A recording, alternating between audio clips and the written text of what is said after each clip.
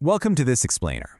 I'm your host and language assessment lecturer, and today we're taking a dense academic glossary and turning it into a living, breathing toolkit for your teaching career. To help unpack ASIC Pakidi's language testing and assessment, I've got two awesome colleagues with me. Hi, everyone. I'm Sarah, a postgraduate T-cell student, and I am currently buried deep in the theory. And I'm Mark, an early career language teacher. I'm basically here looking for strategies I can actually use in my classroom tomorrow. So looking at this foundational text from Bloomsbury Academic, there are just so many terms. How do we actually use these practically? Because I really don't want to just memorize definitions for a final exam and then immediately forget them. That is absolutely the right question to ask. We're definitely not here to memorize a dictionary. We want to build a shared professional language that actually empowers us to design better learning experiences.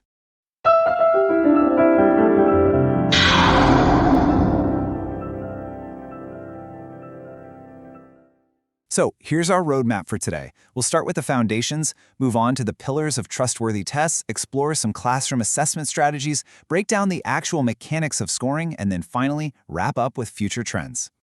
All right, let's jump straight in. Section 1, Foundations of Language Assessment. You know, in the staff room, teachers throw around terms like testing and assessment interchangeably all the time. It honestly causes massive confusion. Oh, it really does. The crucial distinction here is that testing refers to standardized formal instruments. Think of your IELTS or TOEFL exams, administered under strictly controlled conditions. Assessment is a much broader umbrella. Sure, it includes tests, but it also covers quizzes, portfolios, peer feedback, all of that. Exactly. So in my classroom, when I'm walking around listening to group work, that is an assessment. But that final, timed exam at the end of the year, that's a test. Simply put, all tests are assessments, but not all assessments are tests. Okay, can we clarify what a construct is? It pops up on literally almost every page of my postgraduate reading, but it still feels kind of abstract to me. Let's pin that down.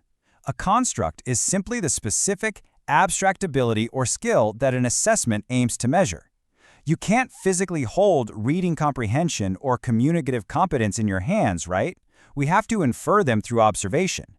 So, defining your target construct is literally step one of any good assessment design. Right, making sure you hit the nail on the head. So if my target construct is speaking ability, I can't penalize a student for bad spelling on a presentation slide. That makes total sense.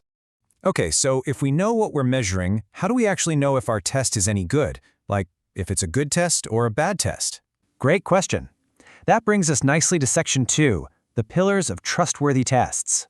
We have 5 main pillars of test trustworthiness: reliability, validity, fairness, authenticity, and practicality. These standards are what dictate the quality of any language evaluation. Without them, your scores are honestly just random numbers. Let's break them down real quick. First up is reliability. Basically, this means assessment results are consistent and dependable over time. Oh man, I've definitely lived this one. Picture grading a massive stack of essays on a Friday afternoon when I'm completely exhausted versus grading the rest on a Monday morning after a really strong cup of coffee. If the exact same essay gets a different score just depending on the day of the week, that's a major reliability problem, right? Spot on, Mark. That's a perfect example. Next is validity, which means the assessment actually measures what it claims to measure. Got it. So validity is basically making sure a listening test isn't accidentally measuring how fast a student can type out their answers? Exactly. If a student fails a listening test simply because they type slowly, that test has terrible validity. It's suffering from what we formally call construct-irrelevant variance. You know, for me, practicality is the real game changer. If a beautifully designed, highly valid test takes me 10 hours to grade, I literally just can't use it. And authenticity is huge, too. The tasks need to reflect real-world language use, not just a bunch of isolated grammar drills. Absolutely, to both of you. And overarching all of this is fairness.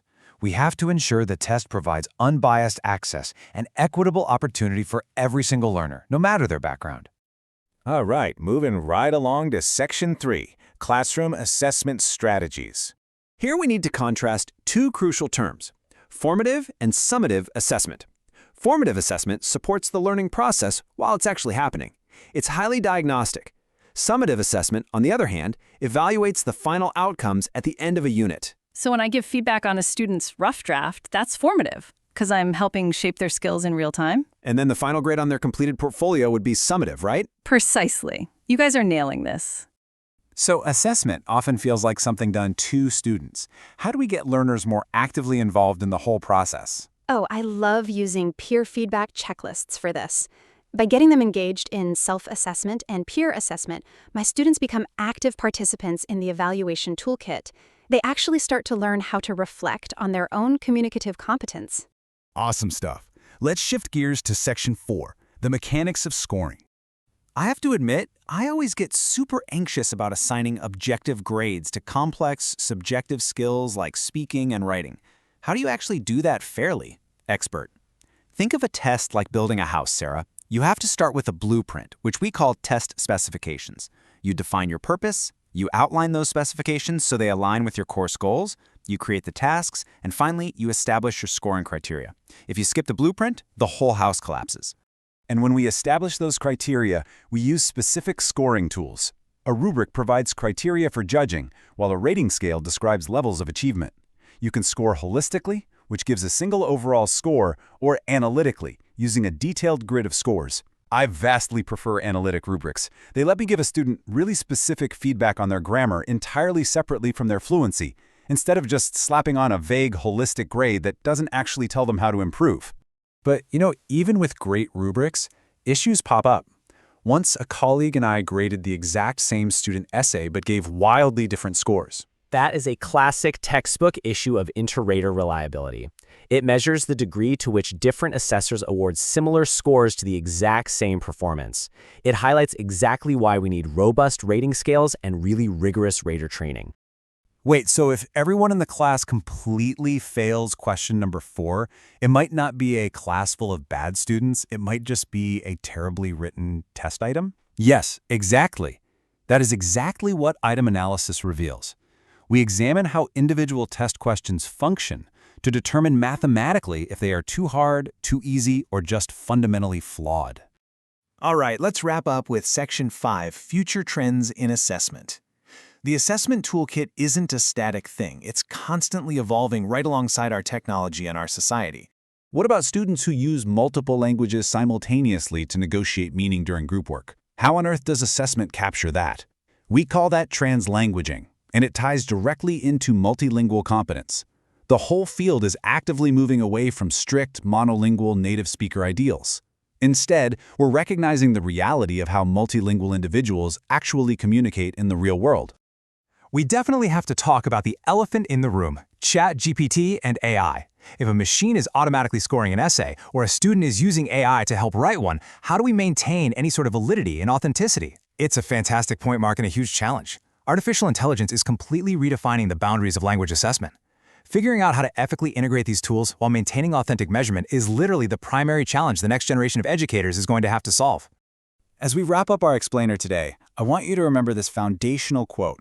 The glossary provides the shared language of language testing and assessment. These terms we covered today, reliability, validity, constructs, they aren't just academic hurdles you have to jump over for an exam. They are the actual tools that empower you to communicate professionally, advocate for your students, and design deeply effective learning experiences. So I'll leave you with this. As technology and multilingualism continue to evolve, how will you redefine what it means to truly understand a learner's language ability? Thank you so much for joining us for this explainer, and keep exploring.